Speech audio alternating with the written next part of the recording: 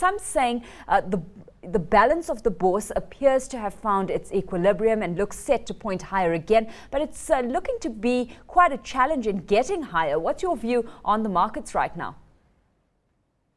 I think after the reporting season and generally around this time of the year, especially in November, where people normally take profits, retail investors are trying to cash in for their holidays, institutional investors are trying to gear their books and structure their books for the big boom that normally comes towards the end of December into January, February.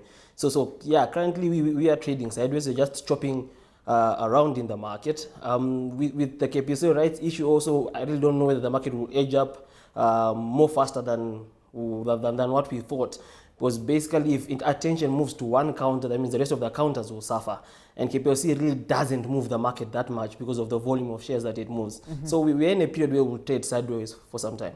Well, facing very little resistance seems to be East African Breweries. It's been closing at one record high after the next, parring, of course, yesterday's performance where it ended pretty flat. What are you making of current valuations? To what extent are we looking at a price here that's possibly a little overstretched?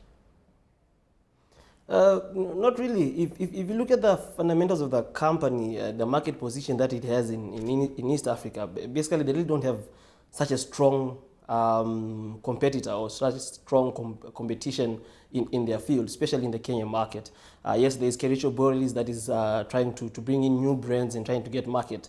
But I think the issue with beer and alcohol is that when someone starts drinking a certain brand, there's not really something to switch overnight. So they still have enough room to grow their business, grow their revenues, and remain one of the leading companies in Kenya. So the price is fair, it's with also room to go upwards.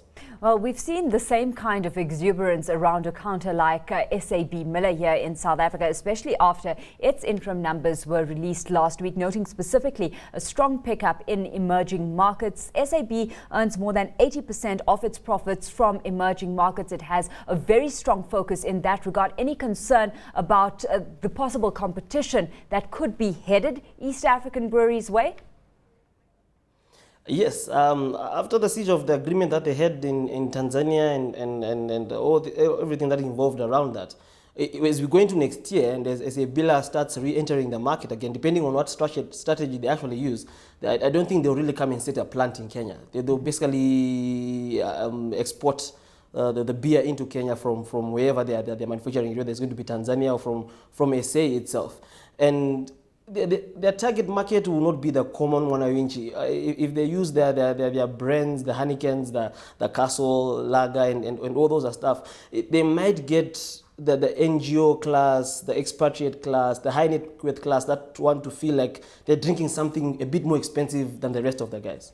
Well, let's look at Safaricom. It was the most actively traded counter on the bourse yesterday, rallying just over 1%. And many have been calling the relief rally here long overdue, especially post its first half numbers release. What sense do you get from the investment community on the ground over in Kenya when it comes to Safaricom right now? Because one gets a sense that they're still holding back compared to the foreign investor interest this counter is seeing. I think also when it comes to the locals, the local investment culture that is in Kenya, if there's nothing really that is interesting or exciting to them, they will really not move into a counter. And Safaricom has reached that point where everyone thinks that there is so much competition around them that they don't have a future in front of them that is so rosy. But if you look at it naturally on their numbers and their figures, it will take time for the competitors to eat into their revenues. It will take time for competitors to upgrade their systems to the level which Safaricom is. So if I was a local investor, I would be either buying more, consolidating, and the price should go up. Like what the foreigners are doing was like the trade for yesterday, 91% of it was foreign. Well, Kenya Airways has posted a 53.8% 12-month return. It's retreated close enough to 36%, though, from its 2010 high of 66 shillings, which was hit, of course, in March this year. So still some room to run on that basis. But where we had a first half profit after tax earnings of 67%, do you see that kind of performance being sustained and warranting a strong run higher? KK have kind of like shifted their strategy. They're trying to do more of inland flights in Africa and growing their business in that way. And Kenya Airways is really linked to the general economic well-being of the Kenyan economy, especially the tourism sector. If you look at where KQ was and where the tourism was, and if you track that change over the years, you'll find whenever tourism was up, KQ was up. Whenever tourism was down, KQ was also down. There is room for them to still grow up to the 60 shillings level or even higher. But the only issue that will be there is, can they manage to keep their staff from striking? Are they able to keep their staff satisfied and happy? Because as investors, if an employer can't really take good care of their staff, and we all know what a staff strike in an airline can do. So I think when we move away from that phase or that period where the employees, the cabin crew are constantly and negging for salary increments and threatening strikes, then we'll see KQ shooting up.